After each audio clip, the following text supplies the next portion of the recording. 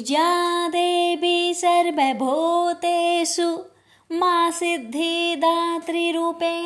संस्थिता। नमस्तस्यै नमस्तस्यै नमस्तस्यै नमो नमः। प्रेम से बोलिए सिद्धिदात्री माता की जय। भक्तों आइए श्रवण करते हैं सिद्धिदात्री माँ दुर्गा की 9वीं शक्ति की पावन कथा। माँ दुर्गा जी की 9वीं शक्ति का नाम है सिद्धिदात्री। ये सभी प्रकार की सिद्धियों को देने वाली है। नवरात्रि पूजन के 9वें दिन इनकी उपासना की जाती है। इस दिन शास्त्रीय विधि विधान और पूर्ण निष्ठा के साथ साधना करने वाले साधक को सभी सिद्धियों की प्राप्ति हो जाती है। सृष्टि में कुछ भी उसके लिए अगम्य नहीं रह जाता है। ब्रह्मांड पर पूर्ण विजय प्राप्त करने की सामर्थ्य उसमें आ जाती है। मार्कंडेय पुराण के अनुसार अनिमा, महिमा, गरिमा, लघिमा, प्राप्ति, परकाम्य, ईश्वरत्व और वशिष्ठत्व ये 8 सिद्धियां होती है। ब्रह्म वैवर्त पुराण के श्री कृष्ण जन्म खंड में यह संख्या 18 बताई गई है। इनके नाम इस प्रकार है: अनिमा, लघिमा, प्राप्ति, परकाम्य, महिमा, ईश्वरत्व, वशिष्ठत्व, सर्वकाम व सायिता, सर्वज्ञत्व, दुर्श्रवण, परकाय परवेशन, वाक् सिद्धि, कल्प वृक्षत्व, सृष्टि, संहार करण सामर्थ्य, अमरतत्व, सर्व न्यायकत्व, भावना सिद्धि। माँ सिद्धिदात्री भक्तों और साधकों को ये सभी सिद्धियां प्रदान करने में समर्थ है। देवी पुराण के अनुसार भगवान शिव ने इनकी कृपा से ही इन सिद्धियों को प्राप्त किया था। इनकी अनुकंपा से ही भगवान शिव का आधा शरीर देवी का हुआ था। इसी कारण वे लोक में अर्धनारीश्वर नाम से प्रसिद्ध हुए। माँ सिद्धिदात्री 4 भुजाओं वाली है। इनका वाहन सिंह है। ये कमल पुष्प पर आसीन होती है। इनकी दाहिना तरफ के नीचे वाले हाथ में कमल पुष्प है। प्रत्येक मनुष्य का यह कर्तव्य है कि वह माँ सिद्धिदात्री की कृपा प्राप्त करने का निरंतर प्रयास करता रहे, उनकी आराधना की ओर अग्रसर हो। इनकी कृपा से अनंत दुख रूप संसार से निर्लिप्त रहकर सारे सुखों का भोग करता हुआ वह मोक्ष को प्राप्त कर सकता है। 9 दुर्गाओं में माँ सिद्धिदात्री अंतिम है। अन्य 8 दुर्गाओं की पूजा उपासना शास्त्रीय विधि विधान के अनुसार करते हुए भक्त दुर्गा पूजा के 9वें दिन इनकी उपासना में प्रवृत्त होते हैं। इन सिद्धिदात्री माँ की उपासना पूर्ण रूप कर लेने के बाद भक्तों और साधकों की लौकिक पारलौकिक सभी प्रकार की कामनाओं की पूर्ति हो जाती है। सिद्धिदात्री माँ के कृपा पात्र भक्त के भीतर कोई ऐसी कामना शेष बचती ही नहीं है जिसे वह पूर्ण करना चाहे। वह सभी सांसारिक इच्छाओं, आवश्यकताओं और स्पृहाओं से ऊपर उठकर मानसिक रूप से माँ भगवती के दिव्य लोकों में विचरण करता हुआ उनके कृपा रस पीयूष का निरंतर पान करता हुआ विषय भोग शून्य हो जाता है।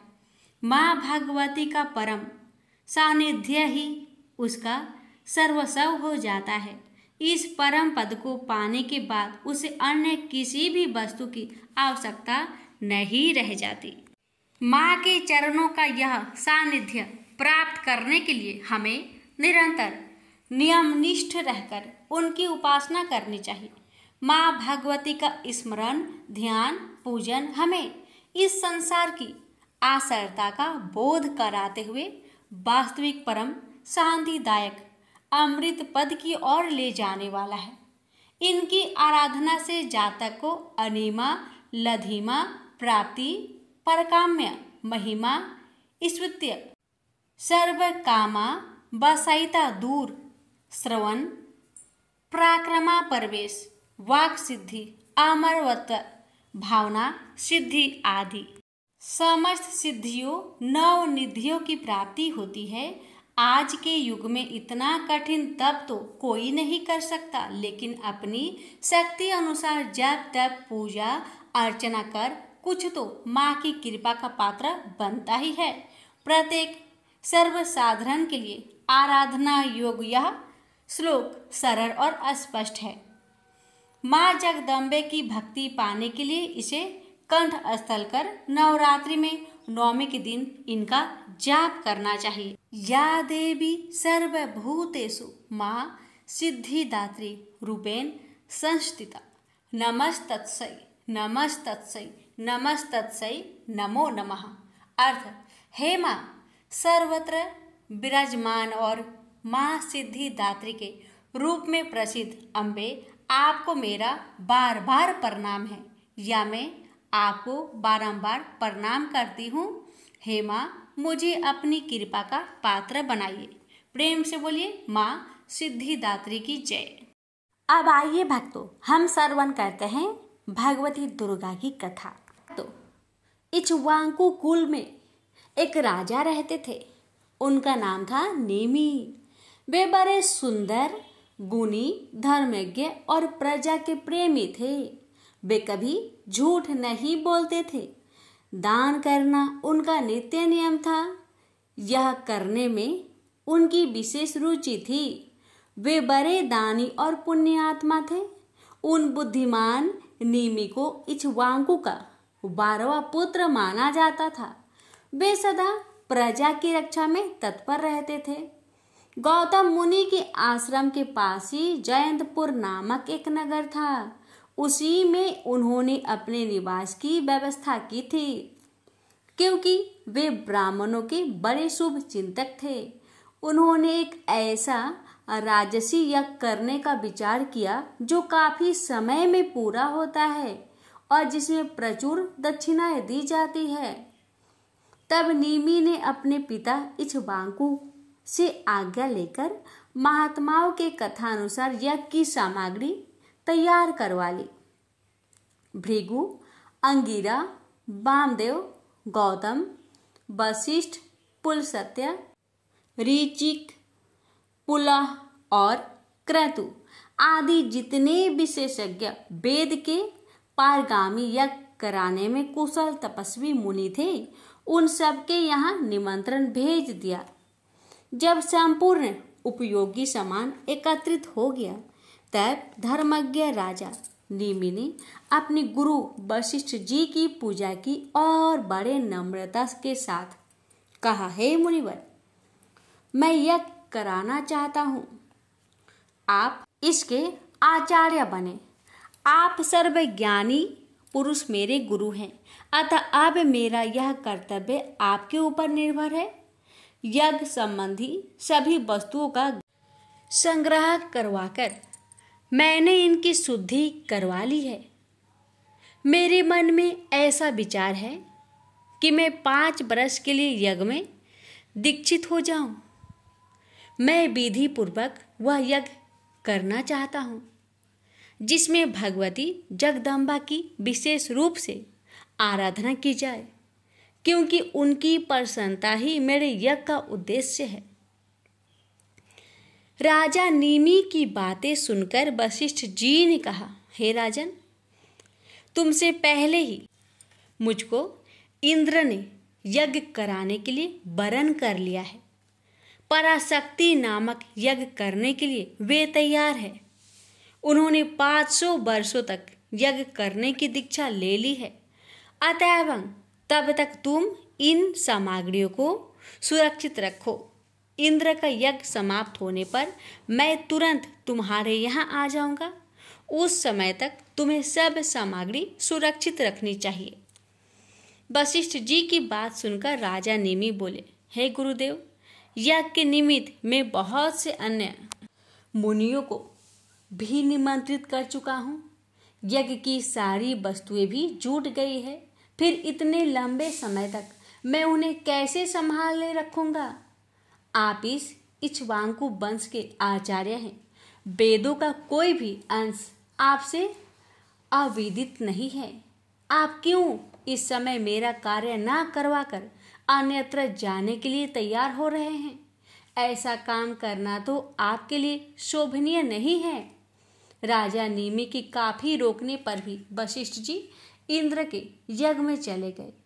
इससे राजा का मन बिल्कुल उदास हो गया। तत्पश्चात उन्होंने गौतम मुनि को अपना आचार्य बनाया और एक पर्वत के निकट समुद्र के किनारे जाकर वे यज्ञ में दीक्षित हो गए। राजा नीमि ने उस यज्ञ में ब्राह्मणों को प्रचुर दक्षिणाएं बांटी। उन्होंने बहुत सा धन और गौ देकर ऋतुजों की पूजा की। प्राय सभी बड़े प्रसन्न थे। इधर 500 वर्षों की अवधि वाला इंद्र का यज्ञ जब समाप्त हो गया, तब वशिष्ठ जी राजा नीमि का यज्ञ करने वहां पहुंचे। वहां उन्होंने देखा कि राजा नीमि गौतम मुनि को अपना आचार्य बनाकर यज्ञ करवा रहे हैं, तो उनके मन में क्रोध उत्पन्न हो गया और उन्होंने राजा को श्राप दे दिया। श्राप देते हुए उन्होंने कहा, तुमने मुझे जैसे अपने गुरु को छोड़कर दूसरे को गुरु बना लिया है, यूं मेरा अपमान करके तुम यज्ञ में दीक्षित हो गए। अरे मूर्ख, मेरे मना करने पर भी तुम रुक न सके, अतः आज से तुम विदेह हो जाओगे। तुम्हारा यह शरीर नष्ट हो जाएगा। जाओ, विदेह हो जाओ।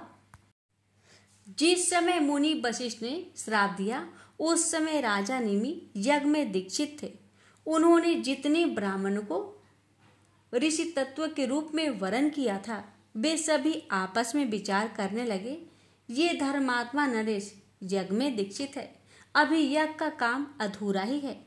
इसी बीच ये मुनि के श्राप से जले जा रहे हैं। ऐसी विषम परिस्थिति में अब हमें क्या करना चाहिए? तदंतर उन ऋतिवजों ने अनेक प्रकार के मंत्र का प्रयोग करके महामना नीमि के शरीर को सुरक्षित रखा। उनके श्वास की गति समाप्त नहीं हो सकी। मंत्र की शक्तियों से निर्विकार प्रतिष्ठित रही। ब्राह्मणों ने भांति भांति के पुष्पे, मालाओं और चंद्रों से उस आत्मा को सपूजित कर रखा था। यज्ञ समाप्त हो जाने पर इंद्र आदि समस्त देवता वहां पधारे। ऋतिवजों ने आए हुए उन सभी देवताओं की समुचित स्तुति की। इससे वे बड़े प्रसन्न हो गए। तब उन ब्राह्मणों ने प्रार्थना पूर्वक राजा की स्थिति देवताओं के सामने उपस्थित कर दी। अतः दुखी नरेश के प्रति देवताओं ने कहा, उत्तम व्रत का पालन करने वाले राजन, हम प्रसन्न हैं। तुम वर मांग लो। तुम्हारे इस यज्ञ के प्रभाव से तुम्हें सर्वोत्तम जन्म मिल सकता है। देव शरीर अथवा मानव शरीर जो भी तुम्हें अभीष्ट हो प्राप्त कर सकते हो। देवताओं की बात सुनकर नीमि की आत्मा ने परम संतुष्ट होकर कहा, हे महाभाग, देवताओं में सदा जन्मने और मरने वाले इस शरीर में रहना बिल्कुल पसंद नहीं करता। मैं चाहता हूं कि संपूर्ण पृथ्वी को जिसके द्वारा देखते हैं, उसी वस्तु में रहने का शुभ अवसर मुझे प्राप्त हो, अर्थात अखिल प्राणियों के नेत्र में वायु बनकर मैं विचरा करूं। जब नीमि की आत्मा ने देवताओं के सामने इस तरह अपनी अभिलाषा प्रकट की, तब उन्होंने कहा, हे महाराज, इसके लिए तुम सब पर शासन करने वाली कल्याण स्वरूपनी भगवती जगदम्बा की प्रार्थना करो। तुम्हारे इस यज्ञ से वे परम प्रसन्न हैं। उनकी कृपा से तुम्हारा यह मनोरथ पूर्ण होगा। देवताओं की बात सुनकर नीमि ने अनेक प्रकार के दिव्य स्रोतों द्वारा भक्ति पूर्वक गदगद वाणी से देवी की प्रार्थना की।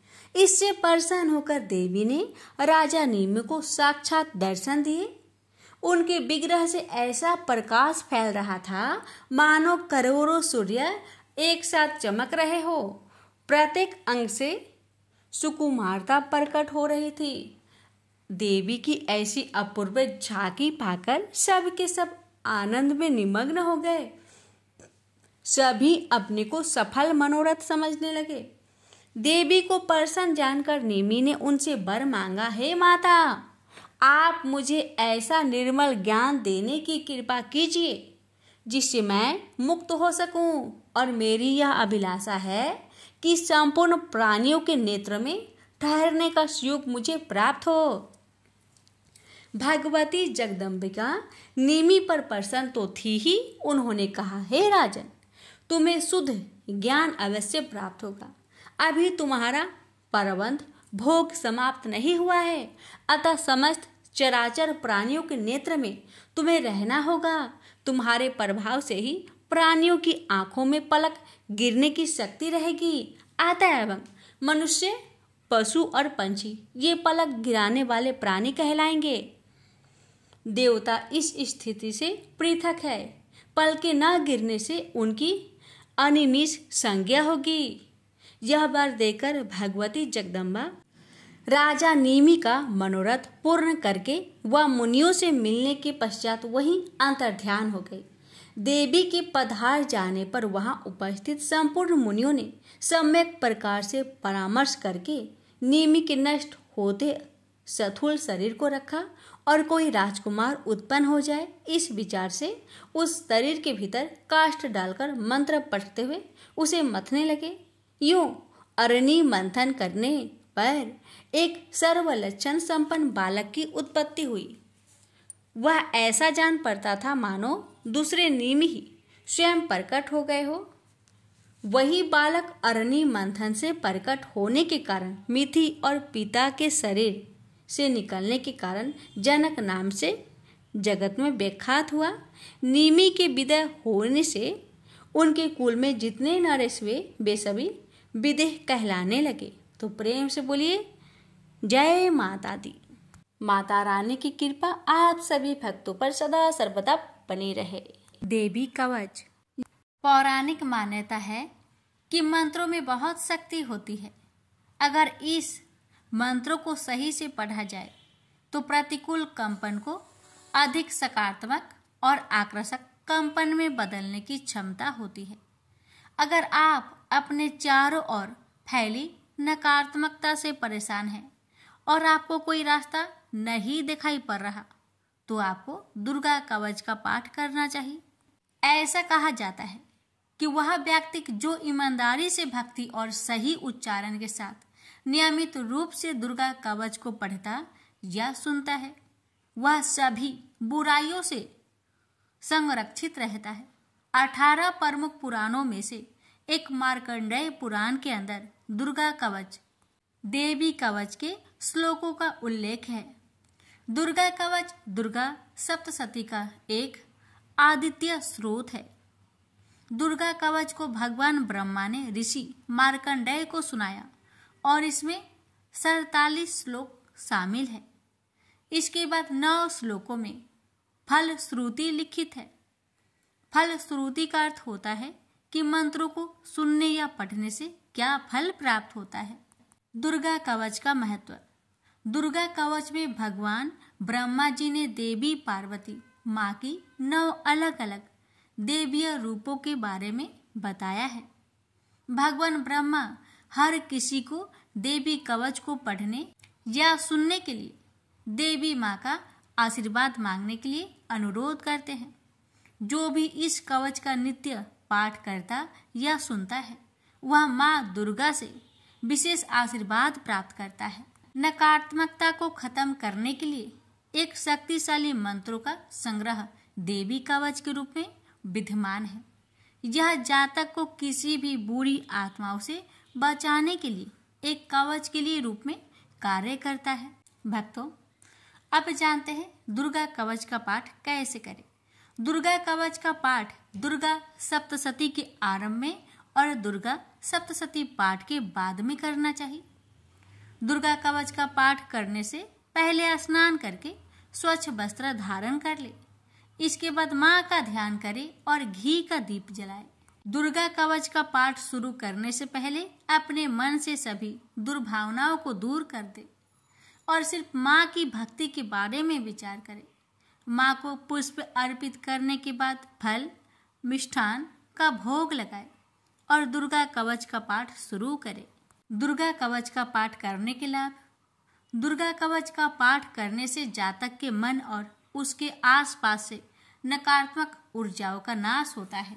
दुर्गा कवच का पाठ करने से जातक को प्रेत बाधा जैसी समस्याओं से जल्दी मुक्ति मिल जाती है। दुर्गा कवच का पाठ करने से अकाल मृत्यु जैसे संकट दूर होते हैं। दुर्गा कवच का पाठ करने से बड़े से बड़े संकट का निवारण होता है। दुर्गा कवच का पाठ करने से असाध्य रोगों से मुक्ति मिलती है। इतना ही नहीं, दुर्गा कवच का पाठ से न्यायालय से जुड़ी मामलों में जीत हासिल होती है। भक्तों, इस पावन दुर्गा कवच का पाठ करने से इतना ही नहीं, शत्रुओं में भी विजय हासिल होती है। अब जानिए दुर्गा कवच पाठ करने के कुछ नियम। दुर्गा कवच करते समय शब्दों के उच्चारण का विशेष ध्यान देना चाहिए। अगर आप संस्कृत में पाठ नहीं कर पा रहे तो हिंदी में पाठ करें, लेकिन गलत उच्चारण में इसका पाठ कभी न करें। दुर्गा कवच का पाठ करते समय प्याज, लहसुन, तंबाकू, मांस, मदिरा और किसी भी प्रकार के तामसिक भोजन को न ग्रहण करें। दुर्गा कवच का पाठ करते समय पूर्ण ब्रह्मचर्य का पालन करना चाहिए। दुर्गा कवच का पाठ करते समय मन में कोई भी छल कपट, लोभ, लालच को नहीं रखना चाहिए और सच्चे मन से माँ की आराधना करनी चाहिए। दुर्गा कवच का पाठ करते समय स्वच्छ और सुगंधित वातावरण होना चाहिए। आसपास गंदगी ना हो, इसका विशेष ध्यान देना चाहिए। आइए रसपान करते हैं। श्री दुर्गा कवच पाठ प्रारंभ है। महर्षि मार्कंडेय बोले, हे पितामह, संसार में जो गुप्त हो और मनुष्यों की सब प्रकार से रक्षा करता हो और जो आपने किसी को आज तक न बताया हो, वह कवच मुझे बताइए। श्री ब्रह्मा जी कहने लगे, अत्यंत गुप्त व सब प्राणियों की भलाई करने वाला कवच मुझसे सुनो। प्रथम शैलपुत्री, दूसरी ब्रह्मचारिणी, तीसरी चंद्र घंटा, चौथी कुष्मांडा, पांचवी स्कंद माता, छठी कात्यायनी, सातवीं कालरात्रि, आठवीं महागौरी, नौवीं सिद्धिदात्री। यह देवी की 9 मूर्तियां हैं और यह 9 दुर्गा कहलाती है। आग में जलता हुआ रण में शत्रु से घेरा हुआ, विषम संकट में फंसा हुआ मनुष्य आदि दुर्गा के नाम का स्मरण करे तो उनको कभी भी कोई हानि नहीं होती। रण में उसके लिए कुछ भी आपत्ति नहीं और ना उसे किसी प्रकार का दुख या डर ही होता है। हे देवी, जिसने श्रद्धा पूर्वक तुम्हारा स्मरण किया है उसकी वृद्धि होती है और जो तुम्हारा चिंतन करते हैं उनकी तुम निस्संदेह रक्षा करने वाली हो। चामुंडा प्रेत पर, वारही भैंसे पर, ऐन्द्री हाथी पर, वैष्णवी गरुड़ पर आसन जमाती है। हे महेश्वरी, बैल पर, कौमारी मोर पर और हाथ में कमल लिए हुए विष्णु प्रिया लक्ष्मी जी की कमल के आसन पर विराजती है। बैल पर बैठी हुई ईश्वरी देवी ने श्वेत रूप धारण कर रखा है और ब्रह्मी देवी हंस पर बैठती है और सब प्रकार के आभूषणों से विभूषित है। इस प्रकार यह सब माताएं सब प्रकार के योग शक्तियों से युक्त और अनेक प्रकार के रत्न धारण किए हुए हैं। भक्तों की रक्षा के लिए संपूर्ण देवियां रथ में बैठी तथा क्रोध में भरी हुई दिखाई देती है और ये शंख, चक्र, गदा, शक्ति, हल और मूसल, खेटक और तोमर, परशु तथा पास, कुंती और त्रिशूल एवं उत्तम सारंग, धनुष आदि शास्त्रों को दैत्य के नाश के लिए और भक्तों की रक्षा के लिए है और देवताओं के कल्याण के लिए धारण किए हैं। हे महारुद्रे, अत्यंत घोर पराक्रम महान बल और महान उत्साह वाली देवी, तुमको मैं नमस्कार करता हूँ। हे देवी, तुम्हारा दर्शन दुर्लभ है तथा आप शत्रुओं के भय को बढ़ाने वाली है। हे जगदम्बिके, मेरी रक्षा करो। पूर्व दिशा में ऐन्द्री मेरी रक्षा करे। अग्निकोण में अग्नि शक्ति, दक्षिण में वाराही देवी, नेतृत्व कोण में खड़कधारिणी देवी मेरी रक्षा करे। बारूनी पश्चिम दिशा में, वायु कोण में मृग वाहिनी, उत्तर में कौमारी और ईशान में शूलधारिणी देवी मेरी रक्षा करे।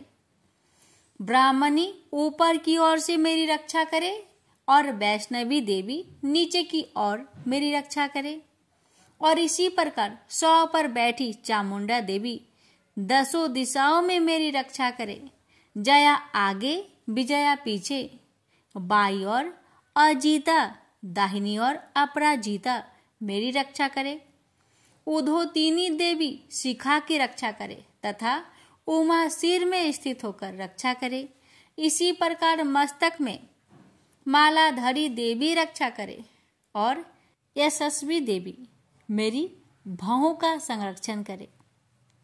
भौहों के मध्य भाग में त्रिनेत्रा नथुनों की यम घंटा देवी रक्षा करे। नेत्रों के मध्य में शंखिनी देवी और द्वार बासिनी कानों की रक्षा करे। कपोलों की कालिका देवी और कानों के मूल भाग की भगवती साकरी रक्षा करे। सुगंधा नासिका में और चर्चिका ऊपर की होठ में और अमृत कला नीचे की होठ की सरस्वती देवी जीभ की रक्षा करे। कौमारी देवी दांतों की और चंडिका कंठ परिवेश की रक्षा करे। चित्र घंटा गले की घंटी की और महामाया तालू की रक्षा करे। कामाक्षी ठोड़ी की, सर्वमंगला बानी की रक्षा करे। भद्रकाली गर्दन की और धनुर्धरी पीठ के मेरुदंड की रक्षा करे। कंठ के बाहरी भाग की नीलग्रीवा और कंठ की नली की नल कुबरी रक्षा करे। दोनों कानों की खाडिंगिनी और वज्रधारिणी मेरी दोनों बाहों की रक्षा करे। दंडिनी दोनों हाथों की और अंबिका देवी समस्त उंगलियों की रक्षा करे। सुलेश्वरी देवी संपूर्ण नखों की, कुलेश्वरी देवी पेट की रक्षा करे। महादेवी दोनों स्तनों की, शोक विनाशिनी मन की रक्षा करे। ललिता देवी हृदय की, शूलधारिणी उदर की रक्षा करे। कामिनी नाभि की, गुहोश्वरी गुहा स्थान की, पुतना और कामिका लिंग की और महिषा वाहिनी गुदा की रक्षा करे। भगवती खटी भाग में और विंध्यावासिनी घुटनों की रक्षा करे। संपूर्ण इच्छाओं को पूर्ण करने वाली महाबला देवी दोनों पिंडलियों की रक्षा करे। नरसिंही दोनों टकुनों की और तेजसी देवी दोनों पावों के पृष्ठ भाग की, श्रीधरी पावों की अंगुलियों की तथा बासनी पैर की तलुओं की।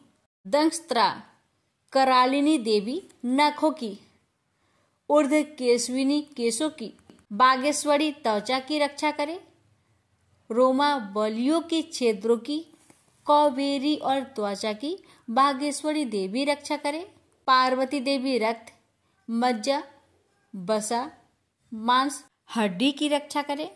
कालरात्रि आंतों की रक्षा करे। मुकुटेश्वरी देवी पित्त की, पद्मावती कमल कोश की, चूड़ामणि कफ की रक्षा करे। ज्वालामुखी नसों के जल की रक्षा करे। अभेदा देवी शरीर के सब जोड़ों की रक्षा करे। ब्राह्मणी मेरे वीर्य की, छत्रेश्वरी छाया की और धर्म धारिणी मेरे अहंकार मन तथा बुद्धि की रक्षा करे। प्राण अपान समान उदान और व्यान की वज्रहस्ता देवी रक्षा करे। कल्याण शोभना मेरे प्राण की रक्षा करे।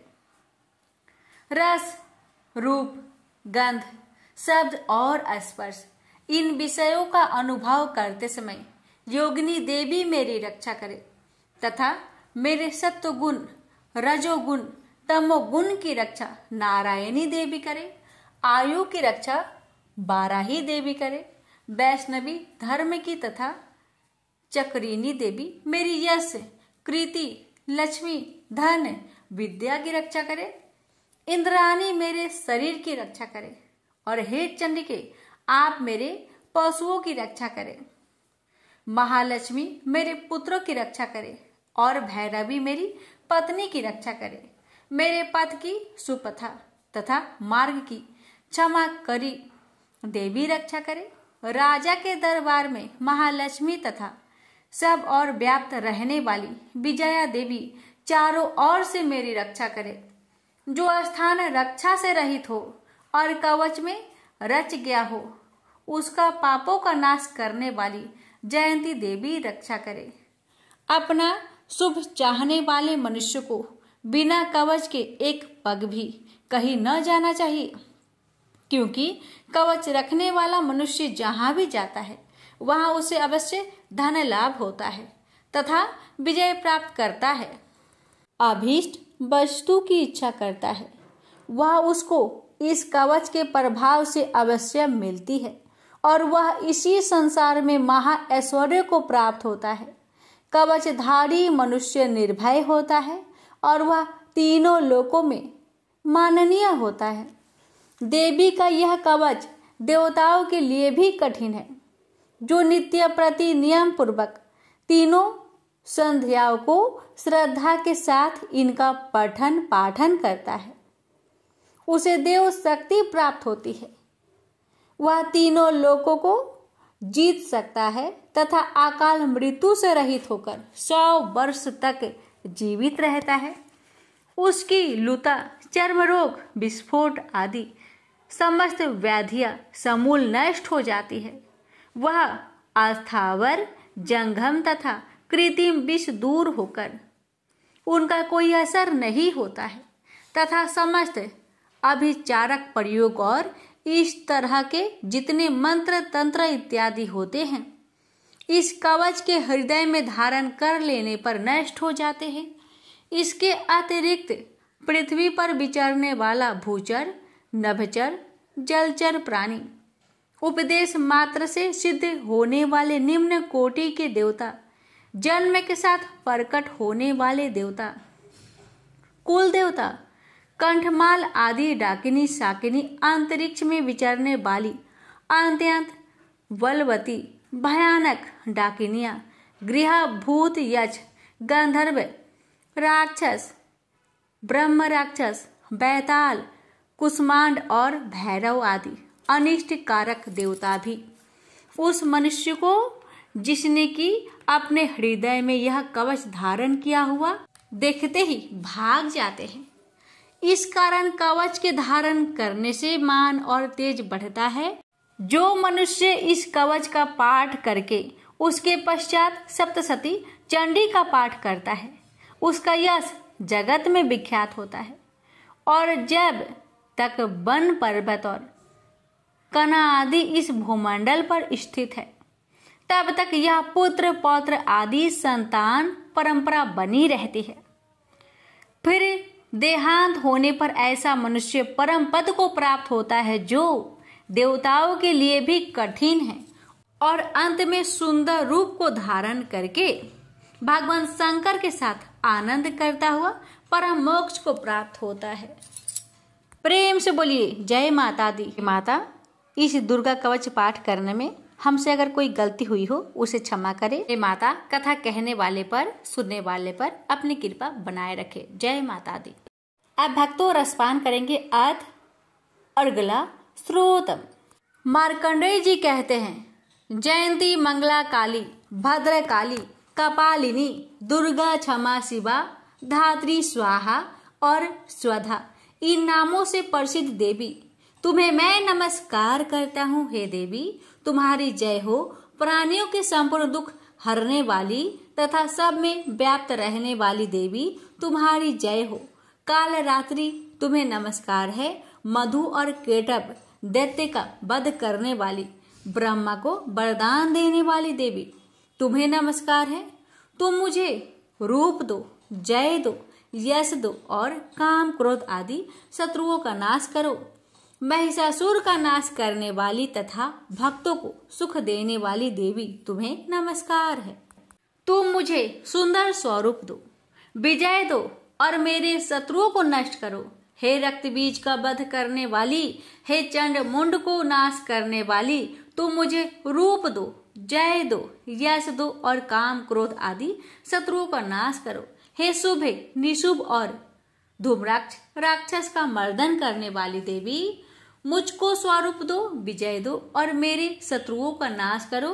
हे पूजित चरण युगल वाली देवी, हे संपूर्ण सौभाग्य प्रदान करने वाली देवी, तुम रूप दो, जय दो, यश दो और काम क्रोध आदि शत्रुओं का नाश करो। हे देवी, तुम्हारे रूप और चरित्र अमित है, तुम सब शत्रुओं का नाश करने वाली हो। मुझे रूप, जय, यश दो और काम क्रोध आदि शत्रुओं का नाश करो।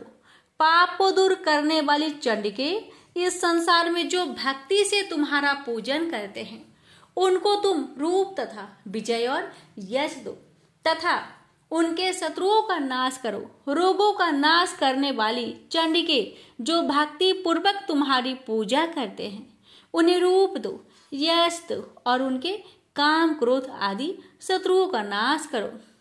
हे चंडिके, इस संसार में जो भक्ति से तुम्हारी पूजा करते हैं उनको तुम विजय और यश दो तथा उनके शत्रुओं का नाश करो। हे देवी, मुझे सौभाग्य दो और आरोग्य दो, परम सुख दो, रूप दो, जय दो, यश दो और मेरे काम क्रोध आदि शत्रुओं का नाश करो। हे देवी, जो मुझसे वैर रखते हैं उनका नाश करो और मुझे अधिक बल प्रदान कर रूप, जय, यश दो और मेरे शत्रुओं का संहार करो। हे देवी, मेरा कल्याण करो और मुझे उत्तम संपत्ति प्रदान करो। रूप, जय, यश दो और काम क्रोध आदि शत्रुओं का नाश करो। हे देवता तथा राक्षसों के मुकुट रत्नों से स्पर्श किए हुए चरणों वाली देवी, हे अंबिके, मुझे रूप दो, विजय तथा यश दो और मेरे शत्रुओं का नाश करो। और हे देवी, अपने भक्तों को विद्वान, कीर्तिवान और लक्ष्मीवान बनाओ और उन्हें रूप दो, उन्हें जय दो और उनके शत्रुओं का नाश करो। हे प्रचंड दैत्यों के अभिमान का नाश करने वाली चंडिके, मुझे शरणागत को रूप दो, विजय दो, यश दो और मेरे शत्रुओं का नाश करो। हे चार भुजाओं वाली, हे ब्रह्मा द्वारा प्रशंसित परमेश्वरी, आप मुझे रूप दो, जय दो, यश दो और मेरे शत्रुओं को नष्ट करो। निरंतर भक्ति से भगवान विष्णु से सदा स्तुति की हुई हे अंबिके, रूप, यश, जय दो और मेरे शत्रुओं को नष्ट करो। हिमाचल कन्या पार्वती के भगवान शंकर से स्तुति की हुई है परमेश्वरी, मुझे रूप, जय, यश दो और मेरे शत्रुओं का नाश करो। इंद्राणी के पति इंद्र के द्वारा सद्भाव से पूजित होने वाली परमेश्वरी, मुझे तुम रूप दो, जय दो, यश दो और काम क्रोध आदि शत्रुओं को नष्ट करो। प्रचंड भुजदंड से दैत्यों के घमंडों को नष्ट करने वाली, मुझे रूप दो, जय दो, यश दो और मेरे शत्रुओं का नाश करो। हे देवी, तुम अपने भक्तों को सदा असीम आनंद देती हो, मुझे रूप, जय, यश दो और मेरे काम क्रोध आदि शत्रुओं को नष्ट करो। देवी, मेरी इच्छा अनुसार चलने वाली सुंदर स्त्री मुझे प्रदान करो कि संसार सागर से तरने वाली तथा उत्तम कुल में उत्पन्न हुई हो। जो मनुष्य पहले इस स्रोतम का पाठ करता है और फिर सप्तशती रूपी महास्रोत का पाठ करता है, वह सप्तशती की जप संख्या से मिलने वाले श्रेष्ठ फल को प्राप्त होता है और उसके साथ ही उसे प्रचुर धन भी प्राप्त होता है। प्रेम से बोलिए जय माता दी। भक्तों रसपान करे अथ किलक स्रोतम। महर्षि मार्कंडेय बोले, निर्मल ज्ञान रूपी शरीर धारण करने वाली, देवत्रय रूप दिव्य तीन नेत्र वाली, जो कल्याण प्राप्ति के हेतु है तथा अपने मस्तक पर अध्र चंद्र धारण करने वाली है, उन भगवान शंकर को नमस्कार है। जो मनुष्य अभिकीलक मंत्रों को जानता है वही पुरुष कल्याण को प्राप्त करता है जो अन्य मंत्रों को जाप कर केवल सप्तसती स्रोत से ही देवी की स्तुति करता है। उसको इससे ही देवी की सिद्धि हो जाती है। उन्हें अपने कार्य की सिद्धि के लिए दूसरे की साधना करने की आवश्यकता नहीं रहती। बिना जप के ही उनके उच्चाटन आदि सिद्ध हो जाते हैं। लोगों के मन में शंका थी कि केवल सप्तसती की उपासना से अथवा सप्तसती को छोड़कर अन्य मंत्रों की उपासना से भी समान रूप से सब कार्य सिद्ध हो जाते हैं। तब इनमें कौन सा श्रेष्ठ साधन है?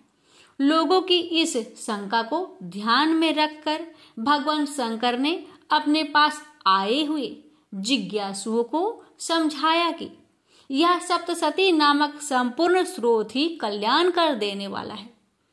इसके पश्चात भगवान शंकर ने चंडिका के सप्तसती नामक स्रोत को गुप्त कर दिया। अतः मनुष्य इसको बड़े पुण्य से प्राप्त करता है। जो मनुष्य कृष्ण पक्ष की 14 अथवा अष्टमी को एकाग्रचित होकर देवी को अपना सर्वस्व समर्पित कर देता है और फिर उसे प्रसाद रूप से ग्रहण करता है, उस पर दुर्गा प्रसन्न होती है, अन्यथा नहीं होती। इस प्रकार सिद्ध के प्रतिबंधक रूप कील के द्वारा भगवान शंकर ने इस स्रोत को कीलित कर रखा है। जो पुरुष इस सप्तसती को निष्कीलन करके नित्य पाठ करता है वह सिद्ध हो जाता है। वही देवों का पार्षद होता है और वह गंधर्व होता है। सर्वत्र विचरते रहने पर भी उस मनुष्य को इस संसार में कहीं कोई डर नहीं होता। वह आप मृत्यु के बस में नहीं पड़ता और मरकर मोक्ष की प्राप्ति हो जाती है। किंतु इस कीलक की विधि को जानकर ही सप्तसती का पाठ करना चाहिए। जो ऐसा नहीं करता वह नष्ट हो जाता है। कीलन और निष्कीलन संबंधी जानकारी के पश्चात ही यह स्रोत निर्दोष होता है और विद्वान पुरुष इस स्रोत का ही पाठ आरंभ करते हैं। स्त्रियों में जो कुछ सौभाग्य आदि दिखाई देता है वह सब इस पाठ की ही कृपा है। इसलिए इस कल्याणकारी स्रोत का सदा पाठ करना चाहिए। इस स्रोत का सने पाठ करने से भी स्वलभ फल की प्राप्ति होती है और उच्च स्वर से ही इसका पाठ आरंभ करना चाहिए।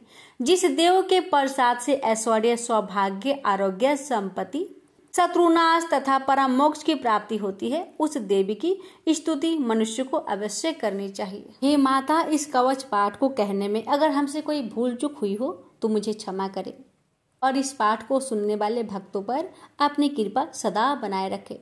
सुनिए दुर्गा चालीसा और आरती। नमो नमो दुर्गे सुखे करनी, नमो नमो दुर्गे दुख हरनी। निरंकार है ज्योति तुम्हारी, तिहु लोक फैले उजियारी। शशि ललाट मुख महाविशाला, नेत्र लाल प्रकृति विकराला। रूप मातु को अधिक सुहावे, दर्श करत जन अति सुख पावे। तुम संसार शक्ति लय कीना, पालन हेतु अन्न धन दिना। अन्नपूर्णा होई जगे पाला, तुम ही आदि सुंदरी बाला। प्रलय काल सब नासनहारी, तुम गौरी शिव शंकर प्यारी। शिव योगी तुम्हारे गुण गावे, ब्रह्मा विष्णु तुम्हें नित्य ध्यावे। रूप सरस्वती को तुम धारा, देशो बुद्धि ऋषि मुनिन उबारा। धरियो रूप नरसिंह को अम्बा, प्रगट भय फार कर खम्भा। रक्षा करही प्रहलाद बचायो, हिरण्याक्ष को सर्ग पठायो। लक्ष्मी रूप धरो जग माही, श्री नारायण अंगे समाही। चिर सिंधु में करत विलासा, दया सिंधु दीजी मन आशा।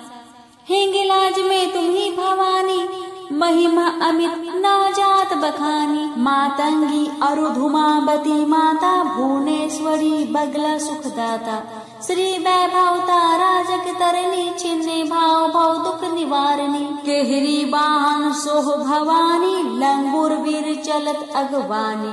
कर में खप्पर खडक विराजे, जाको देख काल डर भाजे। सोहे अस्त्र और त्रिशूला, जाते उठत शत्रु ही सूला। नगर कोट में तुम ही विराजत, तिहु लोक में डंका बाजत। शुंभ निशुंभ दानव तुम मारे, रक्त बीज संखन संहारे। महिषासुर नृप अति अभिमानी, जे ही अघे भार मही अकुलानी। रूप कराल काले का धारा, सेने सहित तुम सिंह ही संहारा। पड़ी गाढ़ संतन पर जब जब, भई सहाय मातु तब तब। अमर पूरी अरु बसाओ लोका, तब महिमा सब रहे अशोका। ज्वाला में है ज्योति तुम्हारी, तुम्हें सदा पूजे नर नारी। प्रेम भक्ति से जो यश गावे, दुख दरिद्र निकट नहीं आवे। ध्यावे तुम्हें जो नर मन लाई, जन्म मरण ताको छूटी जाई। जोगी सुर मुनि कहत पुकारी, योग न हो बिन शक्ति तुम्हारी।